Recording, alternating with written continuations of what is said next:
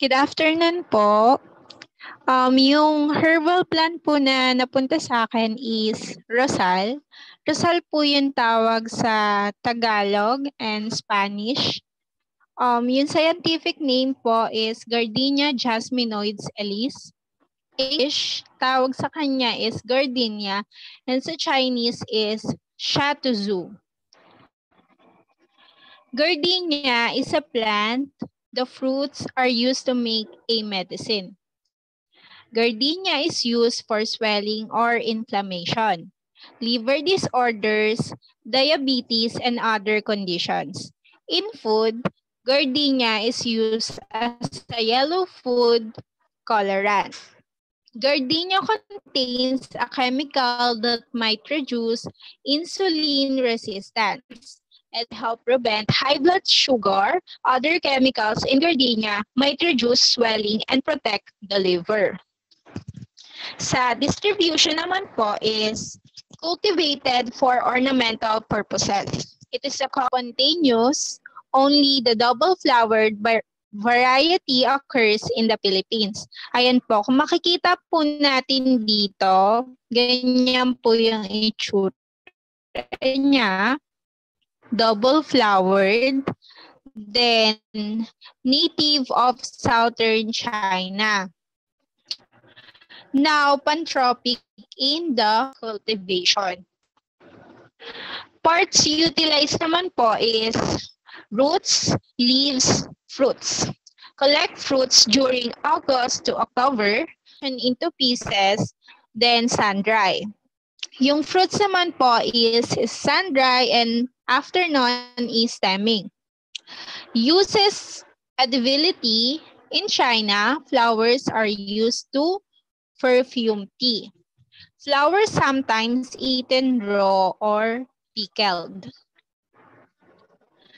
Uses and effectiveness ng Rosal is anxiety, cancer, constipation, dementia, depression, diabetes, fever, headache, high blood pressure, flu, insomnia, jaundice, hepatitis, and other liver bleeding when applied directly, wound healing when applied directly, then muscle soreness when applied directly. Sa folkloric naman po is roots used for fever with delirium. Decoction of roots used for flatulence, dyspepsia, and nervous disorders due to dentation. Decoction of leaves and flowers used for dyspepsia, flatulence, nervous disorders, and abdominal pains. Decoction of bark used for menorrhagia and uterine problems. Decoction of flowers used as a wash for inflamed eyes. Poultice of leaves for swollen breasts may be mixed with violeta and other herbs. Decoction of bark of stems and branches used for intermittent fevers, dysentery, and abdominal pain. Jaundice, hepatitis, used for aches, ulcers, used for cough, fever, bacillary dysentery, nephritic edema, epistaxis, painful outgrowth at the tongue, mastitis, furuncle, and lymph node tuberculosis. Fruits are pulverized and applied to regions with furuncle, sprains, lymph node, tuberculosis with water or alcohol. Pwede rin po siyang gawin as a resin or paste made from the resin exudate of the fruit is applied to aching teeth, foul sores, and callus ulcers. Also, to keep flies from the sores, internally used to expel worms. Resin also given for corpulence and to reduce the spleen. Powdered fruit used as febrifuge. In China, extracts used traditionally to treat diabetes. also used for inflamed eyes, tumors, painful urination, and hematuria. Infusion of flowers used as emollient and as an anti-ophthalmic. Fruit reportedly used as emetic, stimulant, and diuretic. Smaller fruit used for fever, flaxes, dropsies, lung disease, and jaundice. Externally for vulneraries. Pulp or large teeth apply to swellings and injuries, ailments like wine nose, dog bite, then slight burns and scuds. Malays also considers it cooling. Poultice of leaves used for swollen breasts and also for headaches. In Oriental medicine, fruit has been used for inflammation, jaundice, headache, fever, liver disorders, and hypertension. In Chinese folk medicine, flowers used for birth control. In Kerala, India, the intact flower is to put on water overnight and the infusion is filtered and used to treat the conjunctivitis. Others po, ginagamit siya as decorative in the Philippines, used in making wreaths, bouquets. Sa US naman po, ginagamit siya as corsage, only second to the cattleya. Then perfumery in China used to perfume tea and cosmetic preparations. Dye obtained from the yellow fruit. Dye used in Thailand for coloring cloth. Ginagamit din siya na pangkulay, ganyan. Then in China, the dye is used as food coloring. Crocetine and crocine are the yellow pigments isolated for jasminoids. Crocine is an important coloring agent in a wide variety of foods in Japan. Ginagamit nga po siya na colorant sa food, sa any kinds of clothes, yan, nagagamit po siya. Then karaniwan na makikita siya sa Philippines naman, makikita natin siya sa tuwing Flores de Mayo. Ginagamit siya pang decoration sa arko ng sagala, ganyan. Doon natin siya makikita. And also sa garden, pwede rin siyang itanim, ganyan. Availability, wild-crafted, common garden plant, cultivated for ornamental use, essential oil in the cyber market.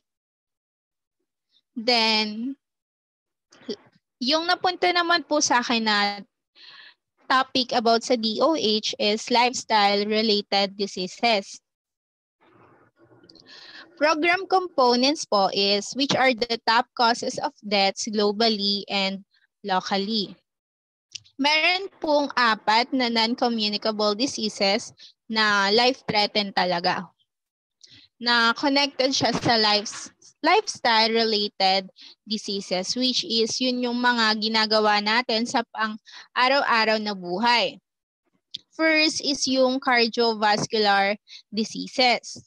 Next is chronic respiratory diseases, cancer, and also type 2 diabetes. Nasama na din dyan yung accidents and injuries dahil hindi naman natin may iwasan yung mga accidents and injuries na pwede nating makuha. Kunyari, pag nasa labas tayo, ganyan. Kaya napabilang din siya sa lifestyle-related diseases. Yung vision ng non-communicable diseases about dito is a Philippines free from the avoidable burden of non-communicable diseases. Mission is ensure sustainable health promoting environments and accessible, cost-effective, comprehensive, equitable, and quality healthcare services for the prevention and control of NCDs and guided by the principle, health in all, health by all, health for all. Yung flow of presentation ko po is first malaman natin yung background ng non-communicable diseases, which is NCDs. Then next is what are 5 shocking lessons we have learned about NCDs or lifestyle diseases. Next is 4 reasons why we fail on our goals. Fourth is the 3 DOH pillars to address NCDs. And 5, what else can we do to step up NCD efforts? Then last is yung summary. Makikita na this is paggamit ng tobacco, poor diet, and then lack of exercise. First, sa tobacco, marami tayong mga bad habits na nagagawa related dito. Then, pwede tayong magkaroon ng 4 chronic diseases dahil sa 3 risk factors na to. First is yung cardiovascular dahil sa poor diet, then lack of exercise, ganyan. Kaya nagkakaroon tayo ng mga cardiac arrest, ganyan, dahil napupuno na ng mga masasebong pagkain yung daanan ng dugo natin.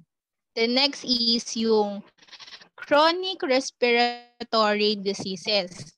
Dahil sa paggamit ng tobacco, then also lack of exercise, ang hingalin, and also poor diet din kasi magkaka-relate. Kaya nagkakaroon tayo ng chronic respiratory diseases. Pero yung main niya is yung paggamit ng tobacco. Type 2 diabetes.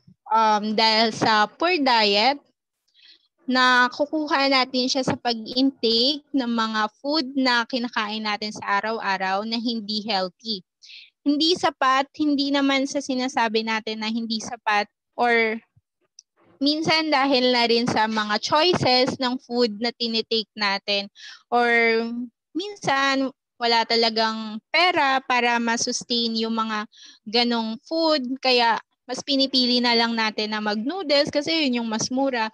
Pero mali siya kasi sobrang masama siya sa kalusugan natin. Then, yung lack of exercise din kasi lagi natin sinasabi na wala tayong time, ganyan. Kaya, ayun, hindi natin siya nagagawa as a routine in our life. Then cancer, dahil sa mga 3 risk factors na to, pero pwede tayo magkaroon ng cancer. Kagaya sa tobacco, magkakaroon tayo ng lung cancer. Sa poor diet and lack of exercise, magkakaroon tayo ng mga kung ano-anong sakit na related doon. Then, deaths from 4 chronic diseases. Sabi dito na 60% of all deaths. Dahil dito sa mga 3 risk factors na to, 60% ng population yung natatala na related dito about sa deaths.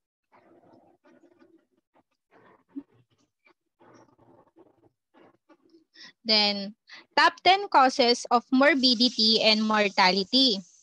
Yung morbidity, ito yung mga taong nagsasuffer sa mga sakit, kagaya any kinds of medical conditions, sila yon. Then, yung mortality, yun naman yung deaths.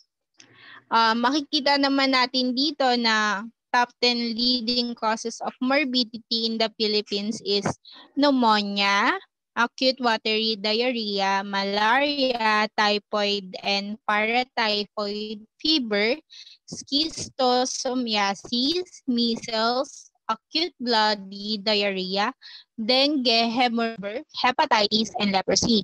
Then sa top 10 leading cause of mortality in the Philippines, basin nga, makikita natin dito na talagang high risk yung mga non-communicable diseases na yon. Mga sinabi natin kanina. First is yung diseases of the heart, strokes, cancer, chronic obstructive pulmonary diseases, road accident and injuries, diabetes, dengue fever, maternal deaths, kidney failure, and perinatal conditions. Magkakakonect lang talaga sila. Then, the rise of chronic non-communicable diseases in Southeast Asia. Time for action. Sabi sa epidemic of chronic non-communicable diseases. Yun nga yung sinabi natin kanina na 60% of mortality rates in the region.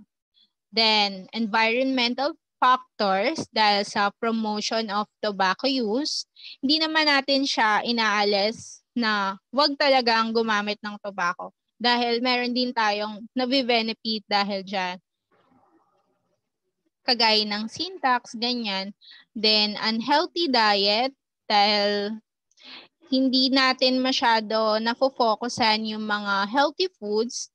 Nakapokus lang tayo sa pera na dapat ganito lang yung kakainin natin kasi ito lang yung budget. Pero kung may isip natin, meron din naman mga food na pwedeng i-substitute para maging healthy tayo. Then hindi lang yung makaraos tayo sa bawat araw na noodles, di ba? Parang ang pangit din naman na ganun. Pero sa ibang mga family, ganun yung nagiging way nila kaya nagkakaroon ng unhealthy diet. Then yun, binabawi na lang nila sa kanin, kaya nagiging obese sila.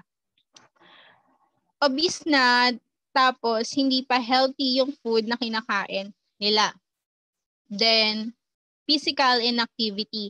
Dahil nga busy tayo sa mga ginagawa natin sa bawat araw, lagi nating, hindi natin lifestyle yung yung pag-e-exercise. Kaya, lagi nating ginagawang excuses na, kasi busy ako eh. Yun. Laging ganun yung mga isip ng tao kung bakit hindi nabibigyan pansin yung pag-e-exercise sa bawat araw, which is mali. Kasi kahit 15 minutes, 10 minutes lang na pag-e-exercise, sobrang laking tulong na yon para sa health natin. Which is hindi natin mabigyan ng pansin kasi lagi nating excuses is busy tayo. Then, disadvantaged sector is most affected. Healthcare system should be redesigned to deliver chronic care founded on primary healthcare facilities but supported by good referral systems. Surveillance of key modifiable risk factors, monitor magnitude of problems, and study effects of interventions. Involvement of government and society sectors to establish healthy environment. Then lesson 1, silent epidemic, 3,000 deaths in Philippines, 800 deaths per day. 2.5 million non-communicable diseases deaths in 2005. Sobrang daming natala na deaths that time about NCDs sa mundo natin. Kasama tayo sa nakaranas nun dahil sa Philippines is merong 300,000 deaths, then 800 deaths per day. Kung may isip natin, para siyang COVID that time. Pero epidemic lang to. Yung COVID kasi is pandemic. Which is ito, large group lang siya in a country na nakakaranas. While pandemic is different and also large talaga siya. Kung gaano kagrabe yung epidemic, mas grabe yung pandemic na nararanasan natin na ngayon na kailangan pa talagang mag-quarantine dahil sa mga viruses na nararanasan natin. Ganyan kadami yung naranasan na deaths natin sa Philippines noong 2005. Then, lesson number 2 is NCDs, disease of the poor. Kung may isip natin, yung mga sakit na yon is more common siya sa mga taong poor or mga kapos sa buhay. Bakit? First is no access to prevention. Dahil sa poverty, yung mga tao doon is, hindi naman natin sinasabi na lahat, but talagang masabi natin na low education sila. Yung iba, hindi nakapagtapos ng pag-aaral, kaya hindi nila alam kung ano ba dapat gawin para sa mga gatong cases na nangyayari sa sarili natin in everyday life. Hindi tayo conscious sa mga nangyayari kasi we are not aware na gano'n na pala yung nangyayari sa body natin. Na kala natin normal lang na manigarilyo, na normal lang na hindi mag-exercise, normal lang na kainin yung mga any kinds of fast foods or yung mga non-healthy foods than yung mga healthy foods. Doon tayo nagkakamali dahil nga sa low education ng isang individual. Second is higher NCD risk, which is higher non-communicable diseases risk. Ito yung pagsusmoking, unhealthy diet, and then physical inactivity. Yun nga, sinabi ko kanina, dahil nga sa pagsusmoking, nag-high yung risk natin na magkaroon tayo ng heart diseases, mga ganyan. Smoking, chronic lung diseases, unhealthy diet, dun papasok yung heart diseases, stroke, cancer, then type 2 diabetes, physical inactivity, stroke, kasi hindi na tayo gumagalaw-galaw sa natin, sa life natin. Lagi na lang tayo nakaupo, lagi na lang tayong pirme sa isang tabi. The next is third, no access to treatment. Kagaya nung simpleng pag-alam ng BMI natin, hindi tayo aware doon. Pag-check ng blood sugar, BP, and also yung pag-check din ng cholesterol natin. Hindi natin masyado nabibigyan ng pansin yon kasi lagi natin sinasabi na busy tayo. Kaya wala tayong time na alamin yung body mass index natin, kung healthy pa ba yung katawan natin, or normal pa ba tayo, obese na ba tayo, underweight tayo, mga ganon. Then, fourth is higher mortality. Dahil nga sa mga nasabi ko kanina, dito makikita dito nalalabas yung mga sakit, yung mga deaths, kung bakit namamatay yung isang tao. Commonly, sa heart disease, stroke, cancer, chronic lung diseases. Bakit? Kasi hindi tayo napo-focus doon sa mga dapat na pinofocus natin sa life natin. Yung totoo. Kasi life natin to dapat ingatan natin to. Sa nangyayari, hindi ganun yung nangyayari sa mga work. Ganyan. Kasi pag walang work, walang money. Pero hindi nila naiisip na mismong sarili nila na abuso na. Then, lesson number 2, the poor suffer the most. Dahil nga sa kakulangan sa financial, doon, makikita pa lang, doon pa lang sobrang alam na natin na sila yung mas higher risk sa mga gantong sakit. Bakit? Kasi pag may pera ka, kaya mong bilhin yung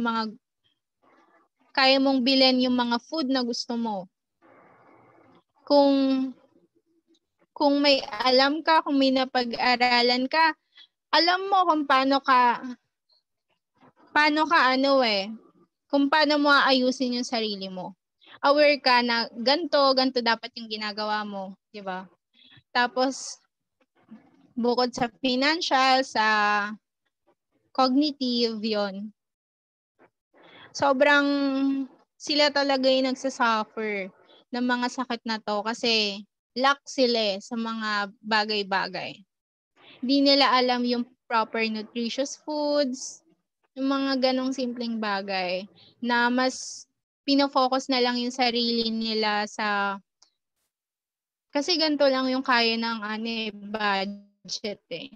Kaya ito lang kakainin namin. Dadaan na lang namin sa kanin, which is mali. Kasi yung kanin, so lahat naman ng masama lahat naman ng sobra is masama. Kaya dapat marunong tayo mag-control ng mga food, ng mga habits na ginagawa natin, kagaya ng smoking, yan. Kasi, di ba sabi nila na pag nagsusmoke daw sila, mas nawawala yung gutom. Kaya mas pinafocus na lang nila na mag-smoke na lang sila. Kasi mas mura yon kaysa kumain ka, di ba? Which is mali. Then, lesson number 3 is disease of the young. Of the users of tobacco products. Sa girls daw is 17.5%, then sa boys is 28.3%. Kitang-kita na yung percentage is hindi nagkakalayo. Mapababae o mapalalaki. Tobacco use versus food. Mas pinipili nila na gumamit ng tobacco kaysa sa food. Mas madami yung pera na nalalabas nila sa bisyo nila kaysa sa food na dapat na ini-intake nila na healthy. Then, global adult tobacco use, 23.8% as of 2015. Non-communicable diseases at a glance. Kita natin yung cancer is, yan, diabetes, cardiovascular diseases, and chronic lung respiratory diseases. Yan. Makita natin dito, yung blue is yung premature, then yung red is mature. Lesson number 4 is smoking is the Philippines' top killer. Obesity is the third. Lesson number 5 is education for general population is not effective. Bakit? Kasi hindi naman lahat tayo nakapag-aral. Yung iba, hindi nila fino-focus yung pag-intindi dun sa mga dapat gawin sa buhay. Dahil mas marami silang iniisip na gawain. Kaya sa mga gantong bagay, hindi talaga siya nagiging effective kasi mas pinipili na lang nila na pumasok sa trabaho nila or gawin na lang yung mga nakasanayan nilang gawin kaysa magbagong buhay. Kasi yun na yung nakasanayan nila. Kaya bumabalik at bumabalik pa rin sila sa nakasanayan nila. Kaya mahirap din na pangaralan mo yung mga taong nakasanayan na nila yung mga ginagawa talaga nila. Then, 4 reasons why we fail on our goals. First is yung bad habits. Sa paninigarilyo. Dahil doon, naubos yung pera mo. Kasunod nun, yung poor diet mo kasi mas napofocus ka dun sa bisyo mo. Then, hindi tayo nakakakilos-kilos, ganyan. Then,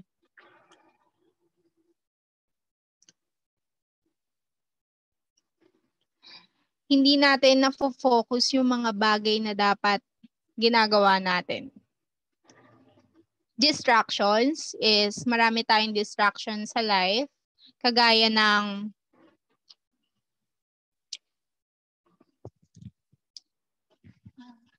okay. Distractions sa life.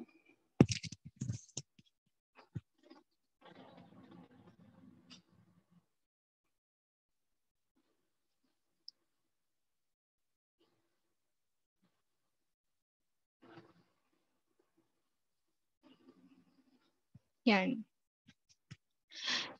Then, yung distraction is dahil nga sinasabi natin na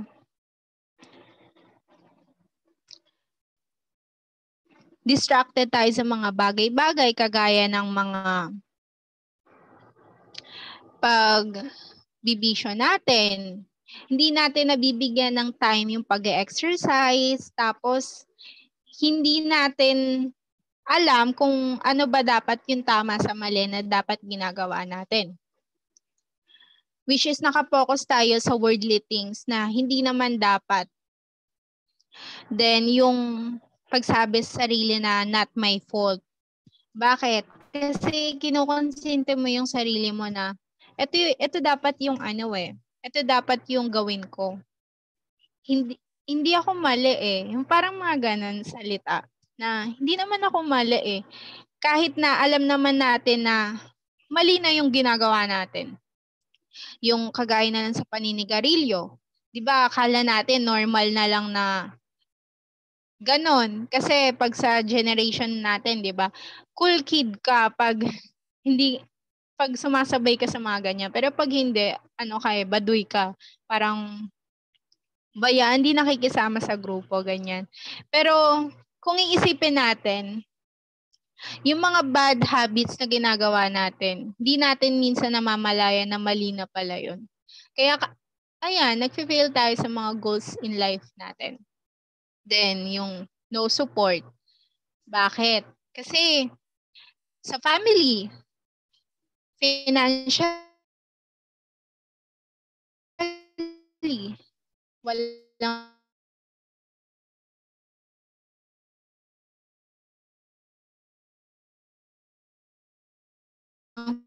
support sa dahil doon, then sa friend, pag jive, ganyan, pag mga bisyo, magaling lang, pero in goals in life, wala, hindi mo sila matatakbuhan. Then, kailangan, dapat humanap tayo ng mga taong magsusupport talaga sa atin. Humanap tayo ng friends na kayang intindihin at ituwid yung mga bagay na nag-fail ka. Kailangan meron tayong support system. Magandang support system para maabot natin yung goals natin. Dahil sa mga bad habits na to, nag-fail tayo sa mga goals natin sa buhay. Yung distractions yan, di-distract tayo kasi lagi na lang natin sinasabi na busy tayo eh. Kaya wala nangyayari sa life natin. Distracted talaga, as in literal na distracted. Ganon. Then next is lifestyle diseases, 3DOH action pillars, then learning first, learning. Sa tobacco, healthy diet and exercise, sabi is healthy education curriculum in schools, workplace, wellness programs. Second is public awareness, campaign for target populations through media, academe, and NGOs. LGU action na ginawa nila is local ordinances, smoke-free environment, paglalagay ng food label, and also pagbibigay ng space for exercise facilities. Legislation, yan yung mga batas napatupad ng DOH. Sa tobacco, nagkaroon tayo ng sin tax increase on tobacco and alcohol. Now at approved December 20, 2012. Dahil sa sin tax na to, mas nagmahal yung mga sigarilyo, alcohol, then mas kumikita yung sin tax na to. Which is, meron tayong balik. May tulong din siya. Pero, hindi siya tulong sa mga may bisyo kasi mas lalong maghihirap sila kasi mas nalalaan yung bisyo nila kaysa sa mga food o healthy foods na dapat pinaglalaanan ng pera nila. Then, healthy diet, yung mga programa na nalabas ng DOH is yung food certification, front of pack calorie counter, December 2012, FDA DOH approved, yung Belly Good, and then food plate. Exercise, infrastructure, and also recreational facilities. Doon natin makikita yun sa mga court na mga nagsusumba yung mga nanay, ganyan. Pinatupad din yan ng DOH. Then, goals of excise tax law in order of priority. First is reduce the number of smokers among young. Yun yung mga below 18 years old. Then, reduce the number of smokers among the poor. Then, third is reduce the consumption of cigarettes among current smokers. Equally important as the health objectives is the revenue gain from the excise tax. Health is wealth, universal healthcare realization. Kung makikita natin dito is yung DOH annual budget nila is 54 billion. 54 billion lang. Then excise tax 35 billion, tobacco revenue 26 billion. Then smoking related expenditures is 177 billion. Indirectly, through loss of productivity and income, directly household spending on chronic medical care, often of catastrophic proportions. First is hospital and other infrastructures. Second, health information technology, human resources. Then fourth is health promotion and research initiatives. Ito yung time na napirmahan ni Benigno Aquino yung syntax on tobacco and alcohol approval at Malacanang noong December 20, 2012. Syntax Law Passage and DBM. December 20, 2012 is victory party after signing of the Syntax Law by President Benigno Aquino III. With DBM Secretary Florencio Abad and Dr. Antonio Dans of UPCM. Vital role in the IRR of the syntax law. Then, kung makikita natin, next topic na tayo. Then, kung makikita natin dito sa picture na to, noong 1990, makikita natin na yung TB is malaki yung likod. Malaki yung space na nasasakop niya. Then, itong tao na to is nakatayo lang siya. Then, sobrang payat niya, di ba? Pagdating sa 2008, makikita natin na flat screen na yung TV. Nag-improve na din yung technology natin. But, yung nangyari sa tao is naging obese. Bakit? Filipinos gaining weight. 26.6% of Filipino adults were overweight in 2008. 5.2% are obese. Our mark increased from 16.6% in 1993. Overweight is also rising among the children. Age 5 to 10, up from 5 to 8% in 2003 to 6.6% in 2008. Prevalence of overweight and obese in adult as of 2013 sa males naman is 27.6 and females is 34.4. Kaya female yung nasa pictures kasi mas maraming kababaihan ang mga obese. Which is hindi naman dapat kasi masama siya sa kalusugan. That can leads on mortality. Then obesity in young Filipinos rising.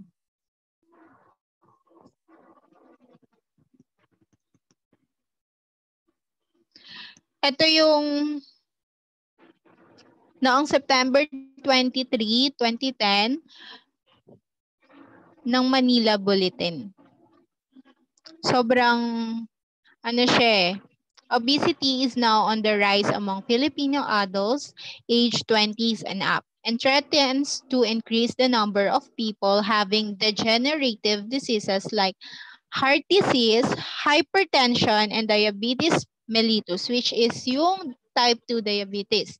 A study conducted by the Department of Science and Technology, which is yung DOST natin, showed the increase was discovered in 2008 when it registered a trend in the study conducted by DOST Food and Nutrition Research Institute.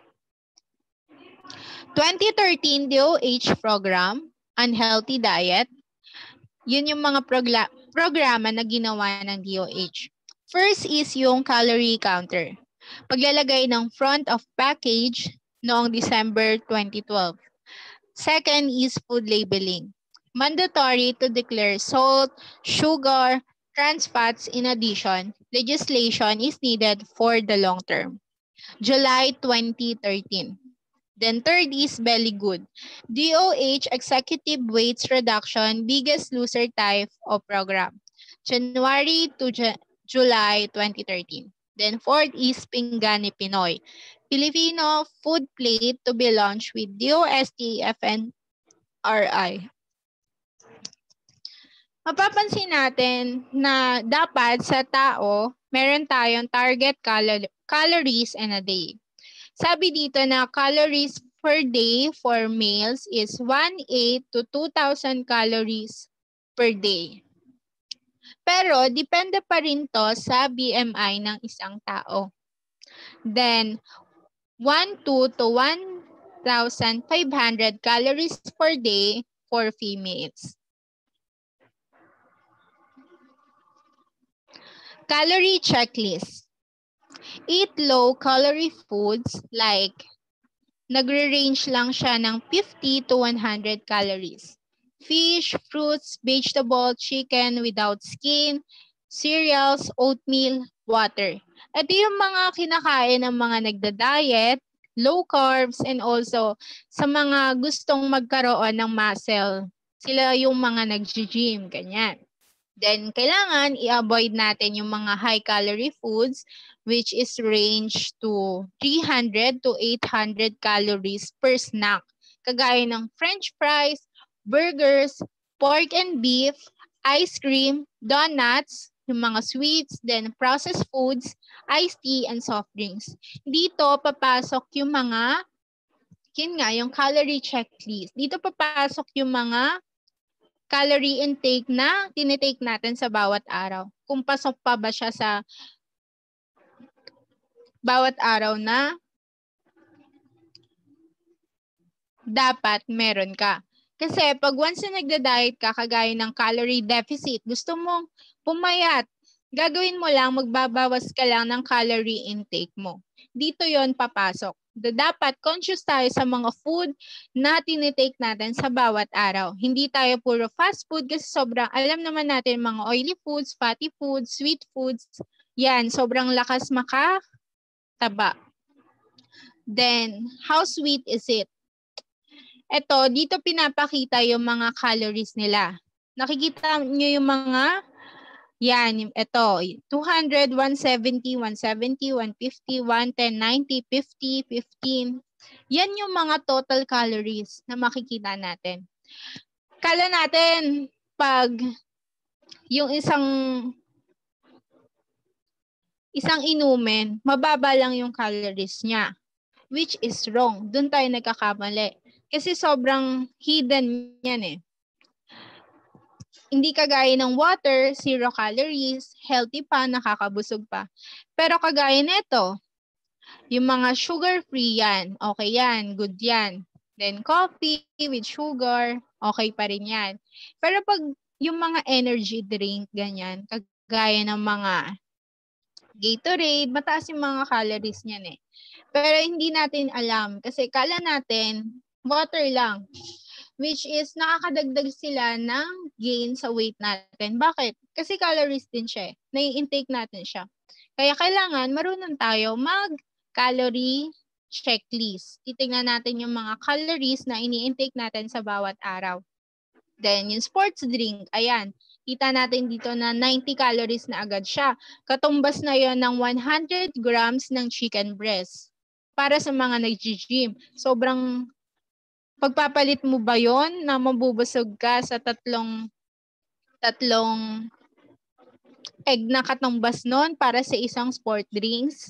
Then, isang 100 grams na chicken breast na katumbas na yon para sa isang soft drink? Syempre, hindi. Dapat marunong tayo maging conscious sa mga water na mga ini-intake natin, kagaya ng mga any kinds of juices. Kung makikita natin dito is 200 calories.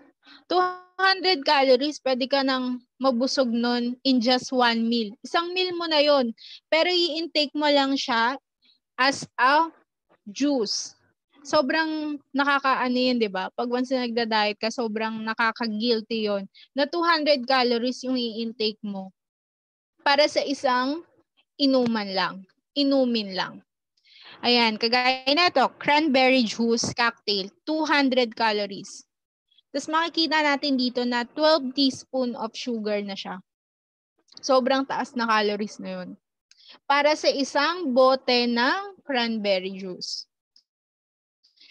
Hindi kagaya ng water. Ito, water, tea, ganyan. Wala siyang calories. Nakakatulong pa siya umayos yung pagdumi natin sa bawat araw. Yan. Pero masasabi ko din na yung water retention, yun yung kung marami yung nainom mo na tubig, syempre pag nagtimbang ka, mabigat ka. Pero tawag lang doon is water retention. Ganon. Pero hindi siya nagdadagdag sa gain mo. Ano lang siya, parang nag-i-stack lang sandali, pero magpa-flash out din siya. Iihi mo rin yon or yung mga water na intake mo. Hindi kagaya ng mga cranberry juice, nakakadagdag siya ng gain sa weight natin. Kaya mas dapat piliin natin na water na lang. Then, Bloomberg now wants of all New York State of ban big soft drinks. Binana nila yung soft drinks sa New York City. March 2, 2013. Sabi niya sa quote niya is, kids once they get obese, they will be obese as an adults. And this year, for the first time in the world, in the history of humanity, more people will die from overeating than from undereating. Kasi, yun nga, sabi niya na once daw na bata ka pa lang, obese ka na, may hirapan ka na talaga, expect na talaga natin na obese ka na din pag tuntong mo ng adult. Bakit? Kasi lifestyle mo na yun eh. Yung mga kinakain mo, lifestyle na yun. Depende na yun sa health education mo, depende na yun sa mindset mo, kung paano mo babaguhin yung sistema mo sa life. Ganon. Nasa iyo pa rin yan kung gusto mong magkaroon ng changes o hahayaan mo na lang na ganito na kasi ako, bata pa lang ako, which is wrong. Dapat, alagaan natin yung sarili natin kasi yan yung dapat. Kasi para sa sarili din natin yun eh. Tayo din magbe-benefit nun.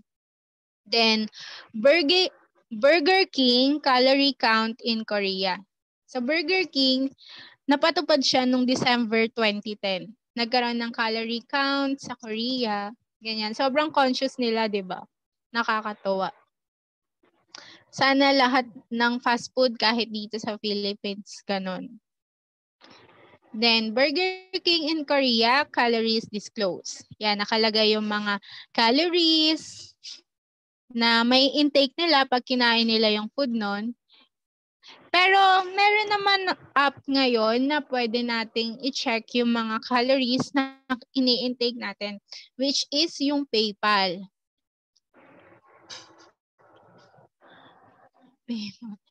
Yan. O kaya yung calorie counter, ganyan na mga app, pwede yon. I-type mo lang yung food na kakainin mo o kung gaano kadami, mga ganon. Ma-detect na kung ilang calories yon.